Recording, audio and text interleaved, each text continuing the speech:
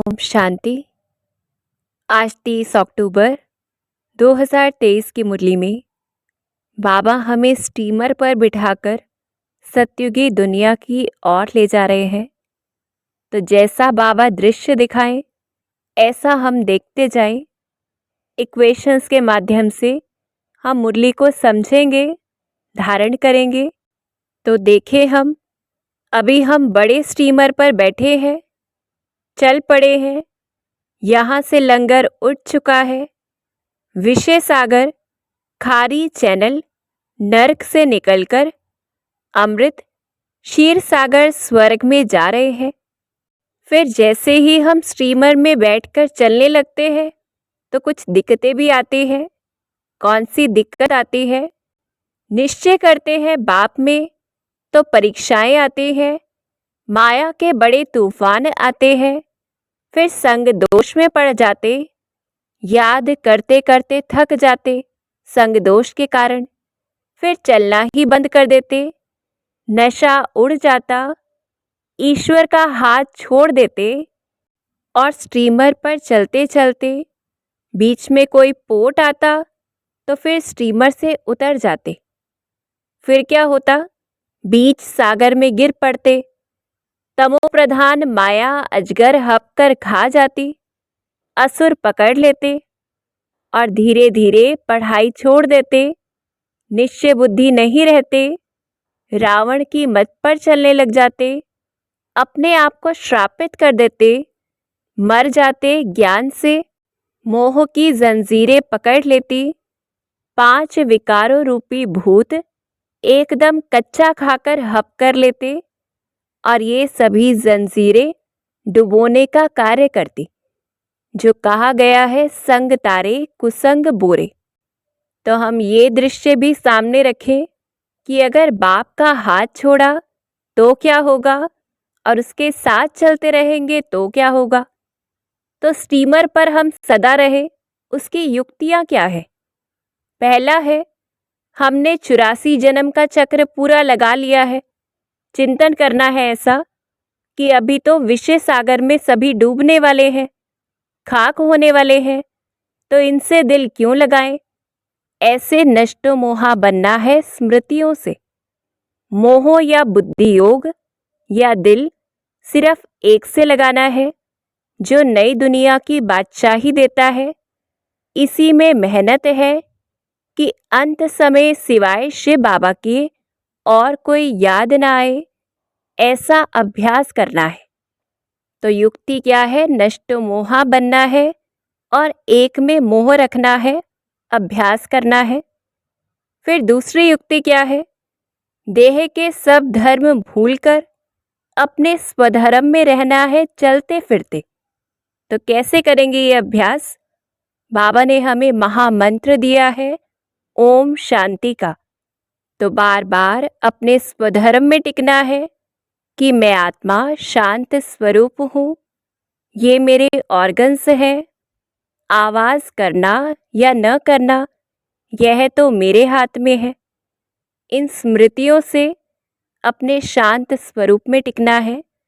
फिर जंगल आदि में जाने की तो ज़रूरत नहीं है, अर्थात दुनिया में शांति ढूंढने की दरकार नहीं है। और कैसे अपने स्वरूप में टिकना है? तो ऐसे हम खुद से बातें करें, चिंतन करें कि मैं आत्मा बिंदी स्टार मिसल हूँ और देखते जाएं खुद को। मुझ आत्मा में ही मन बुद्धि है। सारे ड्रामा का रिकॉर्ड भरा हुआ है। शरीर पाठ बजाने के लिए मुझ आत्मा को मिला है। इन ऑर्गन्स में आने से टॉकी बनती हूँ मैं आत्मा। फिर साक्षी होकर दूसरों को भी देखें कि सभी भ्रिकुटी पे कोई बिंदी लगाता है, कोई हीरा, कोई छोटा स्टार लगाता, कोई टीका, कोई क्राउन मुआफिक, तो कोई लंबा तिलक लगाते। तो सवेरे उठकर ऐसा सिमरण करना है। तो पहली युक्ति नष्टो मोहा बनना है, अभ्यास करना है, अंत समय और कोई याद ना आए। दूसरी युक्ति अपने स्वरूप में स्थित होना है।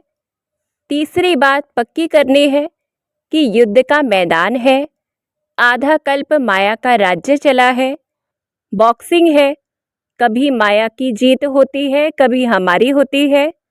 ये युद्ध रात दिन चलती है। अब हमें इस पर विजय पानी है। उस्ताद सर्वशक्तिमान समर्थ बाप का हाथ पूरा पकड़ना है। तो ये तीसरी युक्ति है। कैसे उसका हाथ पकड़ना है?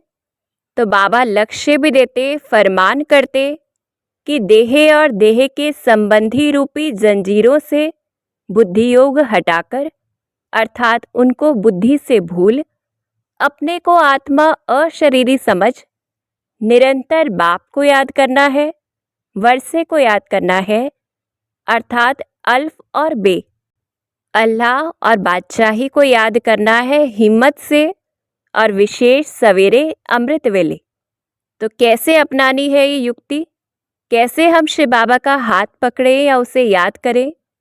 तो इसका भी तरीका है। पहला, बाबा से बातें करनी है कि बाबा, हम आपके पास आए हैं, ज़रूर हम स्वर्ग के मालिक बनेंगे, तो ऐसी ऐसी बातें करें। दूसरा तरीका है कि वो बाप जो साजन है, खेवैया है, स्टीमर का कैप्टन है, हम सब उसकी नैया है, वो हमें खाड़ी से पार ले जाता। जो भक्ति में गाया कि नैया मेरी पार लगाओ, तो इस रूप से हम शिव बाबा को याद करें। और फिर देखें वो बाप कैसा है, जो हम आत्माओं से बात करता, हमें रास्ता बताता, भारत को स्वराज्य का मक्खन दिलाता, वही जिसे हर हर महादेव कहा जाता, जो शिव है, ब्रह्मा विष्णु शंकर का भी बाप है और हमारा बागवान बाप है। कांटे से फूल बनाता है हमें और स्वर्ग में भेज देता है। तो इस स्वरूप से हम याद करें। फिर और देखें कि शिव बाबा कैसा है, दुख हरता सुख करता है। हमारे सिर पर जन्म जन्मांतर के पाप हैं, उसको याद करने से ही भस्म होंगे, हम एवर हेल्दी बन जाएंगे।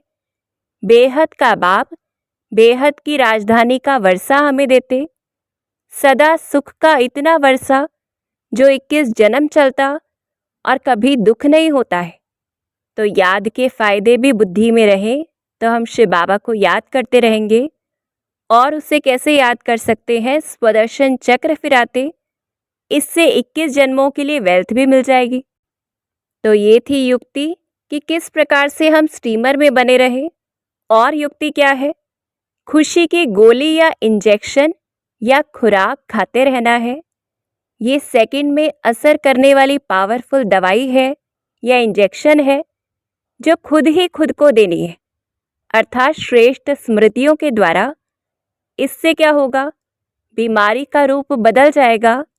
नॉलेज की लाइट माइट शरीर को भी चलाने में मदद करेगी, क्योंकि श्रेष्ठ स्मृति ही श्रेष्ठ स्थिति का आधार है। और कोई भी बीमारी आती है तो ये भी बुद्धि को रेस्ट देने का साधन है। जब इन स्मृतियों से रहेंगे तभी नॉलेजफुल कहलाएंगे, खुशी की खुराक खाते रहेंगे। तो और कौन सी खुशी की खुराक की स्मृतियां रखनी है? कि हम भगवान के सिकिलदे 5000 वर्ष बाद फिर से आकर मिले हुए बच्चे हैं, तो नशा रहे। अभी रावण राज्य पूरा होगा, भारत को फिर से बाप से राज्य भाग्य मिलना है, तो इस चीज़ की खुशी रहे। और इस अशांत देश में अंतिम जन्म है हमारा, थोड़े बाकी दिन रहे हैं। अभी तो चलना है अपने शांत देश में, फिर जाना है सुख धाम में। और ऐसे उस सुख धाम को देखना है। देखें हम, जहाँ घर घर में रोशनी है, रावण है नहीं, सदैव दीपमाला है, लक्ष्मी नारायण तख्त पर बैठते तो कोरोनेशन मनाते। सुख ही सुख इस सुख धाम में है, आर्टिफिशियल नहीं, रियल सुख मिलता है। तो खुशी की पॉइंट्स की स्मृति भी युक्ति है कि हम स्टीमर में सदा बने रहेंगे। फिर और युक्ति क्या है? ज्ञान की पॉइंट को प्रैक्टिकल में लाना। जितना मन एकाग्र होगा स्मृतियों से, सर्व सिद्धियां प्राप्त होती जाएंगी, सिद्धि स्वरूप बन जाएंगे। तो जितना हम खुद के अंदर बदलाव देखेंगे तो भी हम स्टीमर पर रहने के लिए प्रेरित रहेंगे। और सेवा करना भी युक्ति है। तो कैसे सेवा करनी है? स्टीमर की बात शास्त्रों में भी है, तो हम दूसरों को बता सकते हैं। संग में अगर कोई आत्मा बिगड़ जाती है, पढ़ाई छोड़ देती है, तो उनको उन्हीं की फोटो भेजनी है, उमंग उत्साह की, ज्ञान की, ताकि वो प्रेरित हों।